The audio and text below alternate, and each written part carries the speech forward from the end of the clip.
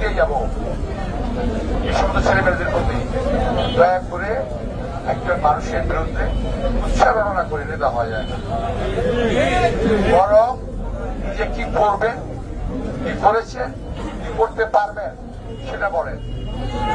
আমি ব্যক্তিগত ভাবে করতাম এক সময়, আমি বৈদ্যুতিক ঠিকাদার ছিলাম, আমি বিল্ডিং এর কাজ জানি, আমি নিজ হাতে বিল্ডিংয়ের কাজ করতে জানি। কোন প্রান্তিক যদি বলতে পারেন নিজ হাতে একটা স্কুল লাগাতে পারবেন, আমি আপনাদের আমি নিজ হাতে বৈদ্যুতিক কাজ করেছি এবং কাজ আমি জানি। সুতরাং আমার কাজ সম্বন্ধে আপনাদের শুনলে আপনাদের কাছে মনে হবে যে আপনার গল্প শুনতেছেন। আমি জীবনে অনেক কাজ করেছি, অনেক কঠিন পথ অতিক্রম করে আজকের আমার এই অবস্থা।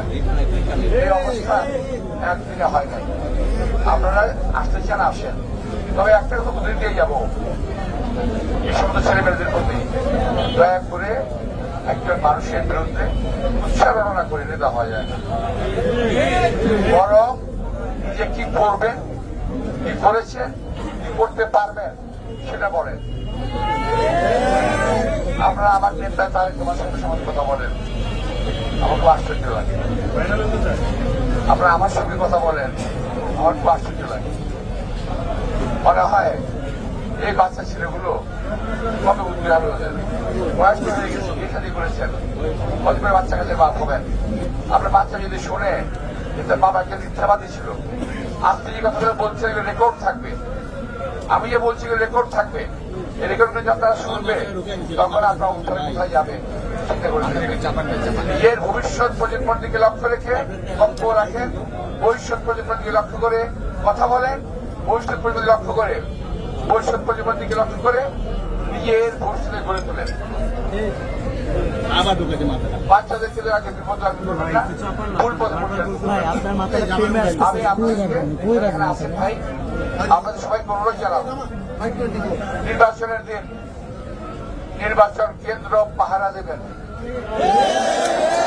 যারা পোলিং এজেন্ট হবেন তারা রেজাল্ট শিট নিয়ে রুম থেকে বের হবেন।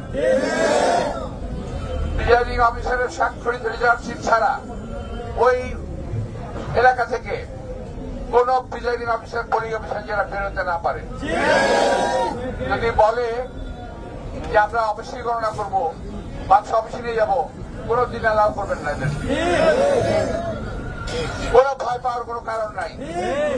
জনগণ আমাদের সঙ্গে আছে, জনগণ আমাদের পাশে আছে, জনগণ ভোটের অধিকার রক্ষায় সংগ্রাম করতে রাজি আছে, কিন্তু ভোটের অধিকার আমরা ছাড়বো না, এই কথা আমরা শুনছি ইলেকশন ইঞ্জিনিয়ারিং হবে জানতে পারছি, এবং এই যে নব্য প্রার্থীদের কথাবার্তা বুঝতে পারছি ইলেকশন ইঞ্জিনিয়ারিং হওয়ার চান্স রয়ে গেছে। আমার কাছে বিভিন্ন রকম ফোন আসতেছে, সেটা আমি এখন বলতে চাই না, আমি পরে অন্য কোনো দিকে বলবো।